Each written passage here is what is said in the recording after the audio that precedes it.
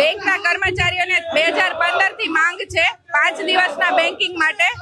RBI, SEBI, LIC, central ગવર્મેન્ટની બધી ઓફિસીસમાં 5 days banking already પહેલાથી જ છે. તો એમાં અમારી પણ માંગણી છે 5 દિવસના બેન્કિંગ માટે. એના માટે અમે ઓલરેડી 40 મિનિટ સોમથી શુક્રમાં વધારે કામ કરવા માટેની ગવર્મેન્ટ સાથે ચર્ચા કરી ચૂક્યા છીએ.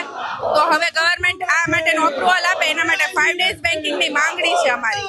તો આ માંગણી અત્યારે અમારો ગવર્મેન્ટ સુધી અમારો અવાજ પહોંચી ગયો છે. જો અમારી માંગણી સંતોષાઈ જશે તો વાંધો નથી. બાકી અમે ભવિષ્યમાં પણ આવા પ્રોગ્રામ આપશું. હડતાલના અને આગળના ડેમોન્સ્ટ્રેશનના કાર્યક્રમો, રેલીના કાર્યક્રમો અમે આપતા રહેશું. પૂરા દેશનો એક જ અવાજ છે કે બેંકોમાં 5 ડેઝ બેન્કિંગ બધાની માંગ છે. હડતાલ મુખ્યત્વે 5 દિવસના અઠવાડિયાને લઈને કરવામાં આવી છે.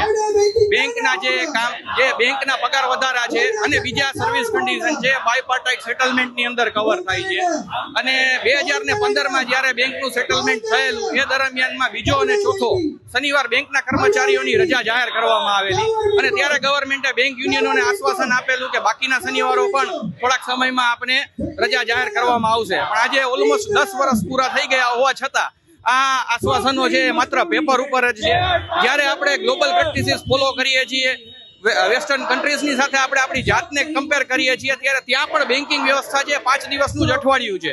ઇવન ઘણી બધી મેનેજમેન્ટ કન્સલ્ટન્સીસ છે, બોસ્ટન કન્સલ્ટન્સી ગ્રુપ છે, મિકેન્સી છે, એ લોકોએ પણ પોતાના સર્વેમાં બતાવેલું છે કે 5 દિવસનું અઠવાડિયું કર્મચારીઓની કાર્યક્ષમતામાં વધારો કરે છે. અને આ સાથે યુનિયનોએ એ પણ કહેલું કે અમે રોજના કામના કલાકો પણ વધારે કરવા માટે તૈયાર છીએ. એમ છતાં આ જે કાંઈ આશ્વાસનો છે એ પેપર ઉપર જ રહ્યા છે, જેના કારણે અમારે હડતાલ પર જવાની ફરજ પડી છે. જો આ માંગણી સ્વીકારવામાં નહીં આવે તો બેંકોનું જે એપેક્સ સંગઠન છે, United forum of bank union, તેમનું પ્રોપર માર્ગદર્શન લઈ અને આ પ્રોગ્રામને વધારે તીવ્ર બનાવવામાં આવશે અને આ આંદોલન છે એ પ્રચંડ વેગ પકડશે.